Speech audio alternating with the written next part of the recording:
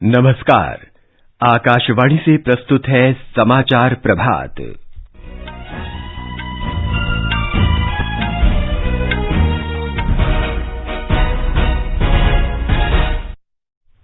प्रधानमंत्री नरेंद्र मोदी आज उत्तर प्रदेश के विंध्याचल क्षेत्र में ग्रामीण पेयजल आपूर्ति परियोजनाओं की आधारशिला रखेंगे।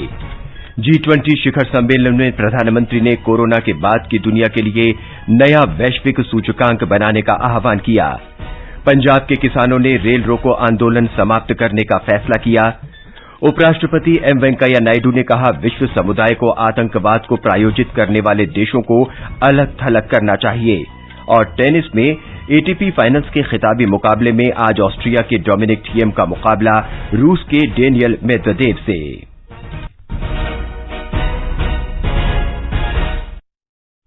समाचार प्रभात में देवेंद्र त्रिपाठी के साथ मैं नवीन सक्सेना।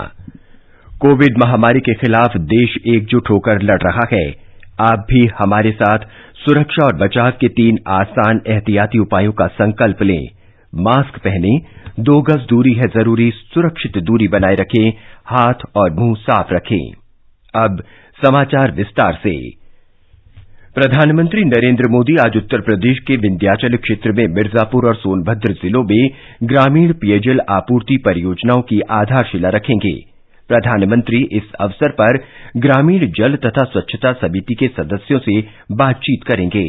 उत्तर प्रदेश के मुख्यमंत्री योगी आदित्यनाथ भी इस कार्यक्रम में मौजूद रहेंगे। हमारे संवाददाता ने बताया है कि इन परियोजनाओं के तहत 2995 गांवों की 42 लाख आबादी को लाभ होगा। इस पिछड़े क्षेत्र में कई स्थानों पर लोगों को मीलों दूर से पेयजल की व्यवस्था करनी पड़ती है। वास्तव में इन परियोजनाओं से इस क्षेत्र के लोगों की एक बड़ी समस्या का समाधान हो जाएगा, क्योंकि यहाँ जल स्तर काफी नीचा चले जाने के कारण लोगों को पेयजल की व्यवस्था करने में एक बड़ा समय गंवाना पड़ता है। इस क्षेत्र के पठारी होने के कारण गर्मी के मौसम में यह समस्या और विकराल रूप धारण कर लेती है। बुंदेलखंड और विंध्याचल क्षेत्र में पेयजल समस्या हमेशा एक चुनौतीपूर्ण कार्य रहा है। राज्य सरकार के प्रवक्ता ने बताया कि मिर्जापुर जनपद में 2343 करोड़ रुपए की लागत से 9 परियोजनाओं और सोनभद्र जनपद में 3212 करोड़ रुपए की लागत वाली 14 पेयजल परियोजनाओं की आधारशिला रखी जाएगी। इन पेयजल परियोजनाओं से मिर्जापुर जनपद में 1606 गांवों की 21,87,000 से अधिक और सोनभद्र जनपद की 1389 गांवों की 19,53,000 से अधिक आबादी लाभान्वित होगी। MS यादव, आकाशवाणी समाचार, लखनऊ। प्रधानमंत्री नरेंद्र मोदी ने कहा है कि कोरोना महामारी मानव इतिहास में एक महत्वपूर्ण मोड़ है और दूसरे विश्व युद्ध के बाद की सबसे बड़ी चुनौती है। उन्होंने कहा कि G20 देशों को अर्थव्यवस्था को पटरी पर लाने, रोजगार और व्यापार को चर्चा तक सीमित न रखकर पृथ्वी के संरक्षण पर भी विमर्श करना चाहिए। श्री मोदी ने ये बात G20 देशों के 15वें वर्चुअल शिखर सम्मेलन में कही। सम्मेलन का आयोजन सऊदी अरब ने किया है। एक रिपोर्ट। प्रधानमंत्री नरेंद्र मोदी ने कहा कि कोरोना से उबरने के बाद नया वैश्विक सूचकांक बनाने की आवश्यकता होगी, जिसमें प्रतिभाओं का विशाल पूल हो, तकनीक की पहुंच समाज के हर वर्ग तक हो, पारदर्शी शासन व्यवस्था हो और पृथ्वी के संरक्षण का भाव हो। इन चारों बातों को ध्यान में रखकर ही G20 के देश एक नए विश्व की आधारशिला रख सकते हैं। प्रधानमंत्री ने कहा कि पिछले दशकों में पूंजी और वित्त पर अधिक जोर रहा है, लेकिन अब कौशल पर जोर देने का समय है ताकि प्रतिभाओं का विशाल पूल तैयार हो सके। श्री मोदी ने शासन व्यवस्था में पारदर्शिता बढ़ाने की अपील की ताकि लोग साझा चुनौतियों से मुकाबले के लिए प्रेरित हों। उन्होंने यह भी कहा कि हमें स्वयं को पर्यावरण और प्रकृति का स्वामी न समझकर उसका संरक्षक बनना चाहिए। प्रधानमंत्री ने सलाह दी कि अब घर से ही काम को निपटाना व्यवहार में आ गया है, इसलिए G20 देशों को एक वर्चुअल सचिवालय का गठन करना चाहिए जिसमें दस्तावेजों का संग्रहण हो सके। आज G20 शिखर सम्मेलन के समापन दिवस पर घोषणा पत्र जारी किया जाएगा और समूह की अध्यक्षता इटली को सौंपी जाएगी। समाचार कक्ष से श्रीराम शर्मा। केंद्रीय मंत्री प्रकाश जावड़ेकर ने कहा है कि भारत G20 राष्ट्रों में से पहला देश है जो पेरिस समझौते के अंतर्गत तापमान में 2 डिग्री सेल्सियस की कमी लाने के लक्ष्य को प्राप्त करने की दिशा में आगे बढ़ रहा है। श्री जावड़ेकर ने कहा कि भारत ने जो वादा किया था उसे पूरा करने की कोशिशें कर रहा है। इस लक्ष्य का उद्देश्य ये सुनिश्चित करना है कि वर्ष 2100 तक धरती के तापमान को औद्योगिकीकरण से पहले के तापमान के मुकाबले 2 डिग्री सेल्सियस से अधिक न बढ़ने दिया जाए। प्रधानमंत्री नरेंद्र मोदी ने कहा है कि कोरोना महामारी की वजह से विश्व के ऊर्जा क्षेत्र में व्यापक बदलाव दिखाई दे रहे हैं और इससे भारतीय ऊर्जा क्षेत्र में विकास, उद्यमिता और रोजगार के व्यापक अवसर उत्पन्न होंगे। कल गुजरात के गांधीनगर में पंडित दीनदयाल पेट्रोलियम विश्वविद्यालय के दीक्षांत समारोह को संबोधित करते हुए श्री मोदी ने कहा कि भारत अपने कार्बन फुटप्रिंट में 30 से 35% तक कमी करने के लक्ष्य के साथ आगे बढ़ रहा है। आज देश अपने कार्बन फुटप्रिंट की 30 से 35% तक कम करने का लक्ष्य लेकर के आगे बढ़ रहा है। दुनिया के सामने जब ये बात लेकर के मैं गया, दुनिया को अचरज था, क्या भारत ये कर सकता है? प्रयास ये है कि इस दशक में अपनी ऊर्जा जरूरतों में नेचुरल गैस की हिस्सेदारी को हम 4 गुना तक बढ़ाएंगे। देश की ऑयल रिफाइनिंग कैपेसिटी को भी आने वाले 5 सालों में करीब करीब 2 गुना करने के लिए काम किया जा रहा है। प्रधानमंत्री श्री मोदी ने कहा कि दुनिया को भारत से बड़ी आशाएं और अपेक्षाएं हैं और ये हमारे युवा विद्यार्थियों से जुड़ी हुई हैं। उन्होंने कहा कि हमें सिर्फ आगे ही नहीं बढ़ना है, बल्कि सबसे आगे और सबसे तेज रहना है। प्रधानमंत्री ने कहा कि आज अनुसंधान से लेकर उत्पादन क्षेत्र में युवाओं के लिए अवसर ही अवसर हैं। आज भारत में एनर्जी सेक्टर में ग्रोथ की, एंटरप्राइज स्पिरिट की, एम्प्लॉयमेंट की असीम संभावनाएं हैं। यानी आप सभी सही समय पर सही सेक्टर में पहुंचे हैं। इस दशक में सिर्फ ऑयल एंड गैस सेक्टर में ही लाखों करोड़ रुपए का निवेश होने वाला है। इसलिए आपके लिए रिसर्च से लेकर मैन्युफैक्चरिंग तक अवसर ही अवसर है। विद्युत, नवीन और नवीकरणीय ऊर्जा राज्य मंत्री आर.के. सिंह ने कहा है कि भारत की अक्षय ऊर्जा क्षमता वृद्धि दर दुनिया में सबसे अधिक है और वैश्विक तापमान को कम रखने में भारत के प्रयासों की अंतर्राष्ट्रीय जगत ने सराहना की है। आकाशवाणी से बातचीत में उन्होंने कहा कि जीवाश्म ईंधन से हरित ऊर्जा तक की यात्रा एक बड़ी छलांग है और भारत इस मामले में एक प्रमुख देश है। श्री सिंह ने कहा कि जलवायु परिवर्तन संबंधी पेरिस समझौते के तहत भारत के लिए निर्धारित लक्ष्य पहले ही प्राप्त किए जा चुके हैं। भारत ने पेरिस समझौते के दौरान 175 गीगावाट नवीकरणीय ऊर्जा क्षमता स्थापित करने का वादा किया था और कहा था कि वर्ष 2023 तक स्थापित क्षमता का 40% नवीकरणीय ऊर्जा से प्राप्त किया जाएगा। Today, we are one of the fastest growing countries insofar as renewable energy capacity is concerned. If you take the renewable energy capacity which has been installed and which is under installation, it comes to about 190,000 megawatts, 190,000, which is near about 60% of our total installed capacity. So we have not only achieved the goal which we had set for ourselves to be achieved by 2030, we have in fact crossed. Shri Singh ने नवीकरणीय ऊर्जा के महत्व पर बल देते हुए कहा कि पर्यावरण और वैश्विक तापमान दुनिया भर में चिंता का विषय है। कार्बन फुटप्रिंट को कम करने के लिए समेकित प्रयास की आवश्यकता को भी सभी देशों ने महसूस किया है। श्री सिंह ने कहा कि धरती के अस्तित्व के लिए नवीकरणीय ऊर्जा आवश्यक है और ये जीवाश्म ईंधन की तुलना में सस्ती भी है। सरकार ने 320 करोड़ रुपए से अधिक लागत की 28 खाद्य प्रसंस्करण परियोजनाओं को मंजूरी दी है। इन परियोजनाओं को खाद्य प्रसंस्करण उद्योग मंत्रालय से 107 करोड़ रुपए से अधिक के अनुदान की मदद मिलेगी। 10 राज्यों में संचालित होने वाली इन परियोजनाओं से लगभग 10,000 लोगों को रोजगार मिलने की संभावना है।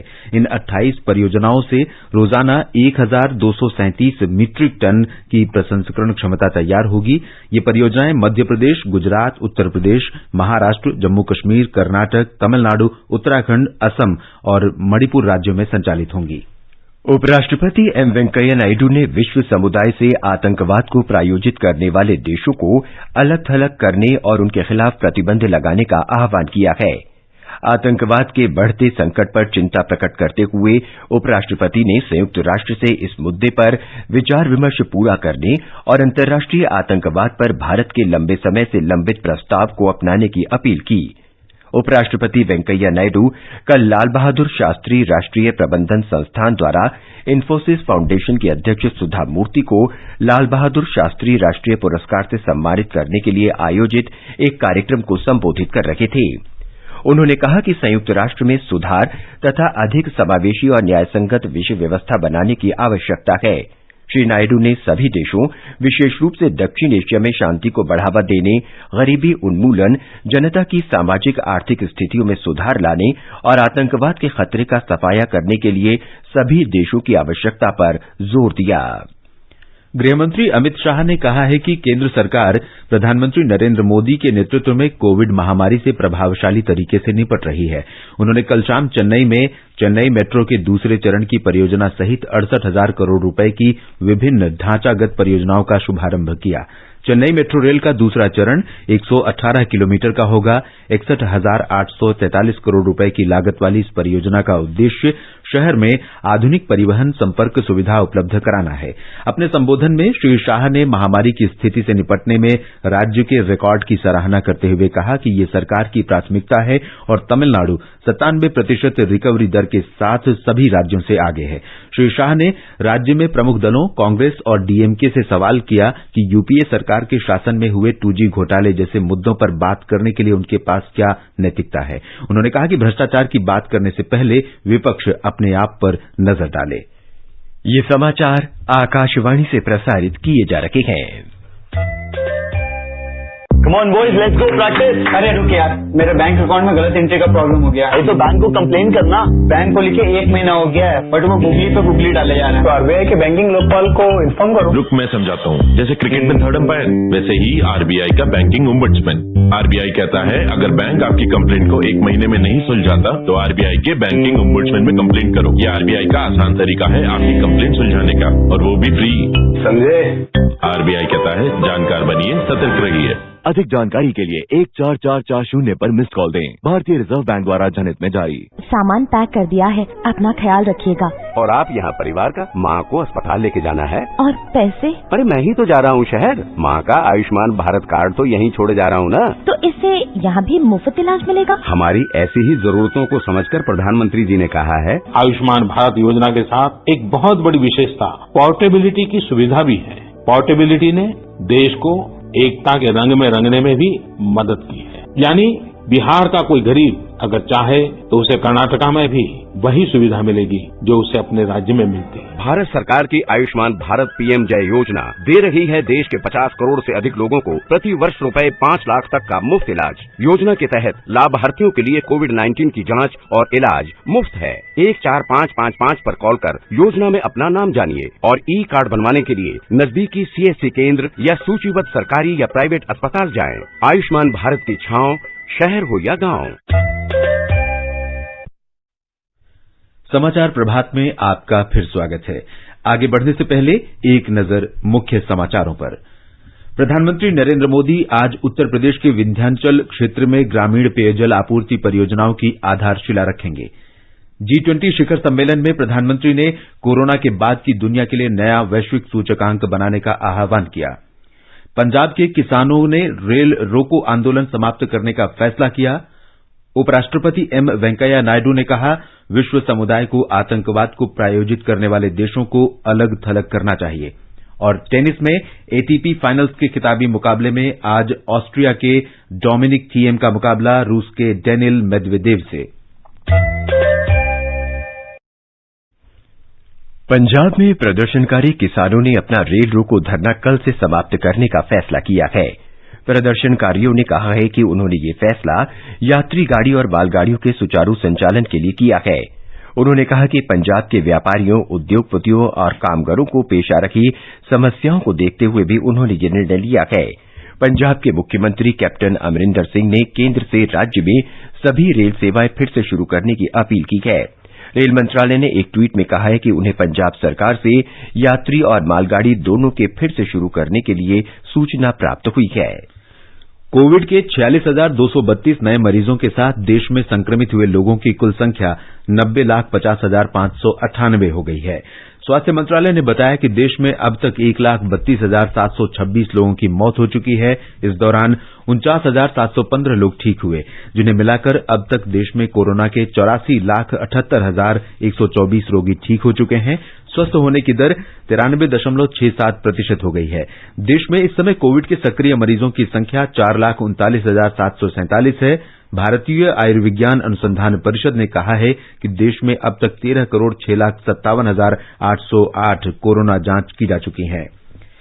दिल्ली में कोविड से निपटने के लिए केंद्र और राज्य के सरकारी तथा निजी अस्पतालों में 205 आईसीयू बिस्तरों की बढ़ोतरी की गई है। गृह मंत्रालय ने कहा है कि केंद्र सरकार के अस्पतालों और दिल्ली स्थित एम्स में ऑक्सीजन की सुविधा वाले बिस्तरों की संख्या में भी 116 की वृद्धि की गई है। भारत इलेक्ट्रॉनिक्स लिमिटेड द्वारा भेजे 125 वेंटिलेटर दिल्ली पहुंच गए हैं। भारतीय आयुर्विज्ञान अनुसंधान परिषद ने गृहमंत्री के निर्देश के बाद आरटीपीसीआर परीक्षण की दैनिक क्षमता भी 27,000 से बढ़ाकर 37,200 प्रतिदिन कर दी है। मध्य प्रदेश में कोरोना वायरस के प्रसार को नियंत्रित करने के लिए राज्य के सबसे अधिक प्रभावित शहरों में नए दिशा निर्देश लागू किए जा रहे हैं। भोपाल और इंदौर सहित 5 शहरों में रात का कर्फ्यू लगाया गया है। ग्वालियर, विदिशा और रतलाम में भी रात्रि कर्फ्यू लगाया जा रहा है। भोपाल में रात 8 बजे सभी बाजार बंद रहेंगे। छत्तीसगढ़ में कोरोना संक्रमण के प्रसार को रोकने के प्रयासों के तहत राजधानी रायपुर में होटल कर्मचारियों और उपभोक्ताओं की औचक कोविड जांच की जाएगी। इसके अलावा फल और सब्जी विक्रेताओं की भी कोविड जांच की जाएगी। रायपुर के जिलाधिकारी ने स्वास्थ्य विभाग को शहर के घनी आबादी वाले झुग्गी बस्तियों में कैंप लगाकर लोगों की कोरोना जांच करने का निर्देश दिए हैं। इस बीच जिलाधिकारी ने जिले के मुख्य चिकित्सा और स्वास्थ्य अधिकारी के उस प्रस्ताव को अस्वीकृत कर दिया है जिसमें रायपुर के प्रवेश बिंदुओं पर बाहर से आने वालों के लिए कोविड संक्रमण जांच केंद्र स्थापित करने को कहा गया था। जिलाधिकारी ने यातायात जाम की संभावना को देखते हुए इस प्रस्ताव को खारिज कर दिया है। गुजरात में पिछले 24 घंटों के दौरान कोविड के 1,515 नए मामले सामने आए हैं। हमारे संवाददाता ने बताया कि राज्य में एक दिन में ये सबसे ज्यादा मामले हैं। गुजरात में कोविड-19 संक्रमण के अब तक 1,95,917 मामले सामने आ चुके हैं, जिसमें से 1,78,786 मरीज ठीक हो चुके हैं। कल 1,271 मरीजों के ठीक होने के साथ अस्पतालों से छुट्टी दी गई। राज्य में अब तक 71,71,000 से अधिक लोगों का कोविड-19 के लिए परीक्षण किया जा चुका है। संक्रमण के सबसे अधिक 373 नए मामले कल अहमदाबाद में दर्ज हुए, जबकि सूरत में 262 नए मामले सामने आए। राज्य में इस वक्त 13,258 सक्रिय मामले है, जिसमें से 95 मरीजों को वेंटिलेटर पर रखा गया है। कल 9 मरीजों की मृत्यु के साथ राज्य में कोविड-19 से जान गंवाने वाले मरीजों की संख्या 3,846 हो गई है। इस बीच राज्य सरकार द्वारा अहमदाबाद में वीकेंड के लिए दिन और रात का और सूरत, वडोदरा और राजकोट में रात्रि कर्फ्यू कड़ाई से लागू किया जा रहा है। योगेश पंड्या, आकाशवाणी समाचार, अहमदाबाद। राजस्थान में कोरोना से सबसे अधिक प्रभावित 8 जिला मुख्यालयों में रात का कर्फ्यू लगा दिया गया है। ये फैसला कल देर रात हुई मंत्रिमंडल की बैठक में लिया गया। हमारे संवाददाता ने बताया है कि जिन जिला मुख्यालयों में कर्फ्यू लगाया गया है उनके नाम हैं जयपुर, जोधपुर, कोटा, बीकानेर, उदयपुर, अजमेर, अलवर और भीलवाड़ा। 8 जिला मुख्यालयों के नगरीय क्षेत्रों में रात 8 बजे से सुबह 6 बजे तक रात्रिकालीन कर्फ्यू लागू रहेगा। इन क्षेत्रों में बाजार, रेस्टोरेंट, शॉपिंग मॉल्स एवं अन्य वाणिज्यिक संस्थान रात्रि 8 बजे तक खुले रहेंगे। नाइट कर्फ्यू के दौरान विवाह समारोह में भाग लेने वाले, दवाइयों सहित अति आवश्यक सेवाओं से संबंधित लोगों तथा बस, ट्रेन और हवाई जहाज में सफर करने वाले लोगों के आवागमन पर छूट रहेगी। इसके अलावा मंत्रिपरिषद ने मास्क नहीं पहनने पर लगाए जाने वाला जुर्माना 200 रुपए से बढ़ाकर 500 रुपए कर दिया है। बैठक में यह भी निर्णय किया गया कि पूरे प्रदेश में विवाह समारोह सहित राजनीतिक, सामाजिक, धार्मिक, सांस्कृतिक इत्यादि आयोजनों में शामिल होने वाले लोगों की अधिकतम संख्या 100 रहेगी। जितेंद्र द्विवेदी, आकाशवाणी समाचार, जयपुर। हिमाचल प्रदेश सरकार ने कोविड मामलों की तेजी से बढ़ती संख्या को देखते हुए शिमला जिले में आज सभी बाजार बंद रखने के आदेश दिए हैं। खाद्य सामग्री, दवाइयों की दुकान, रेस्टोरेंट जैसी आवश्यक वस्तुओं को छोड़कर सभी दुकानें अगले आदेश तक हर रविवार को बंद रहेंगी। ये कदम शिमला में कोविड मामलों की बढ़ती संख्या को देखते हुए सावधानी के तौर पर उठाया गया है। बिहार में कोरोना से संक्रमण मुक्त होने की दर 97% से अधिक हो गई है। ये राष्ट्रीय औसत से 3.45% ज्यादा है। राज्य में कोरोना के मरीजों की संख्या लगातार घट रही है। फिलहाल प्रदेश में 5,415 लोगों का इलाज चल रहा है। कर्नाटक सरकार अगले वर्ष जनवरी से राज्य के सभी सरकारी अस्पतालों में मुफ्त चिकित्सा जांच शुरू करेगी। कोविड के टीके सभी जिलों में एक साथ वितरित किए जाएंगे। टीकों को संग्रहित करने की सुविधा पहले ही बनाई जा चुकी है। राज्य के स्वास्थ्य और चिकित्सा शिक्षा मंत्री डॉक्टर के सुधाकर ने कल बेलागवी मेडिकल कॉलेज में विभिन्न सुविधाओं का उद्घाटन करते हुए ये जानकारी दी। ओडिशा में कोविड नमूनों की जांच का आंकड़ा 55 लाख से ऊपर हो गया है। प्रदेश में अब तक कोरोना के 3,13,323 मामले सामने आए हैं, जिनमें से 3,04,908 लोग ठीक हो चुके हैं। मध्य प्रदेश में आज गायों के संरक्षण और संवर्धन के लिए गौ मंत्रिमंडल की पहली बैठक होगी।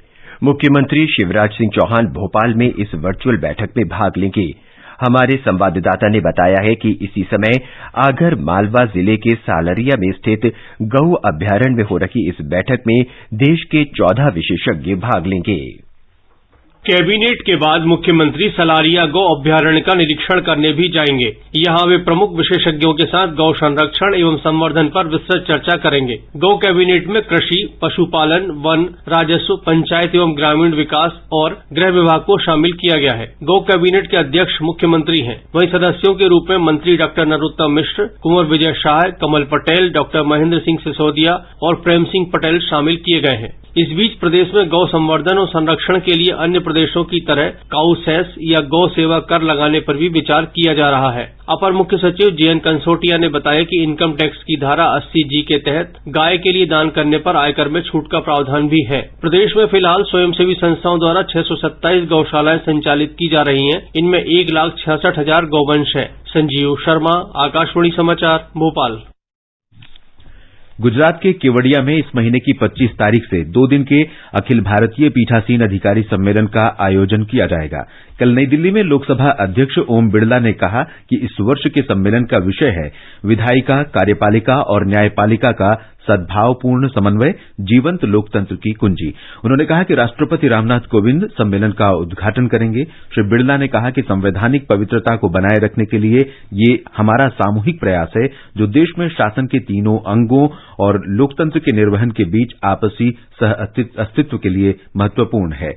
26 नवंबर संविधान दिवस के रूप में मनाया जाता है। इस दिन प्रधानमंत्री नरेंद्र मोदी सम्मेलन के समापन सत्र को संबोधित करेंगे।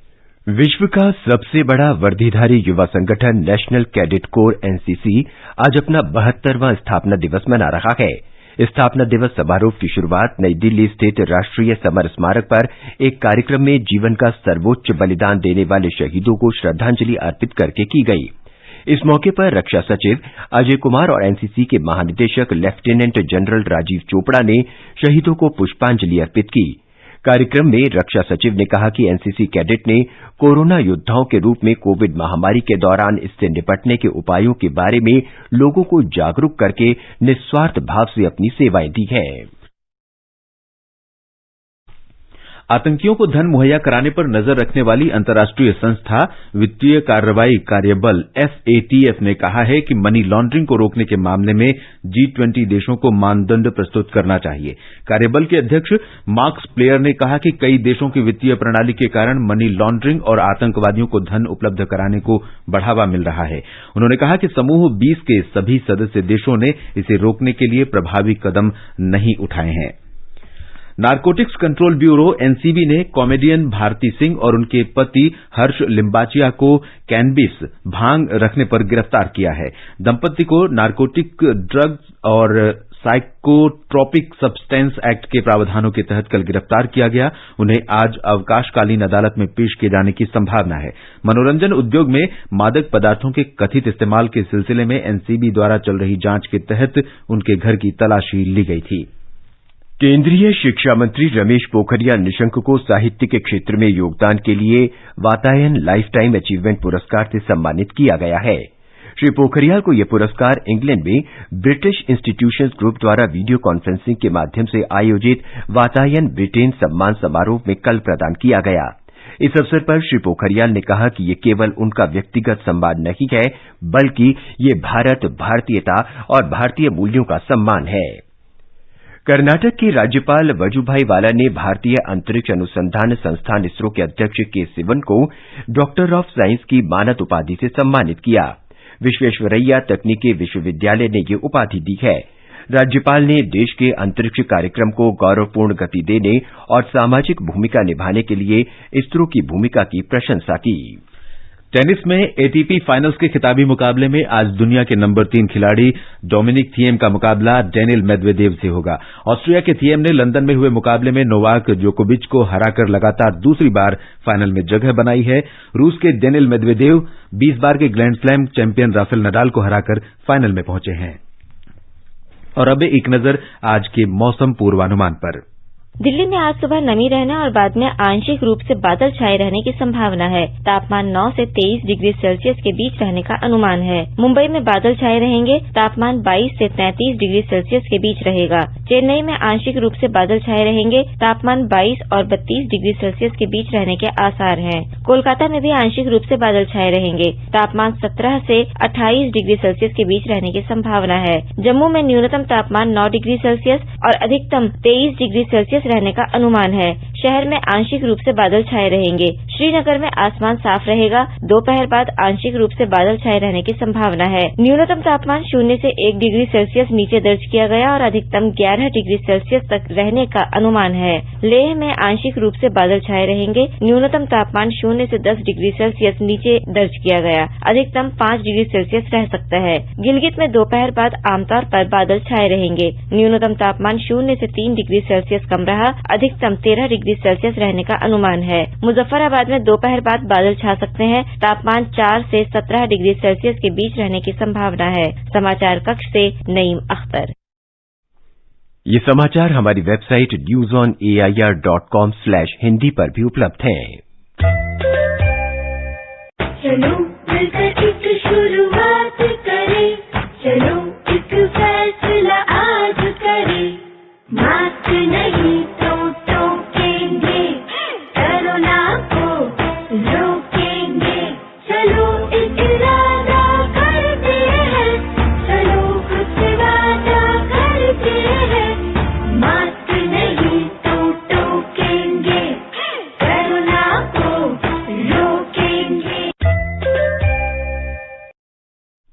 और देवेंद्र, अब आज के समाचार पत्रों की सुर्खियों में क्या खास है?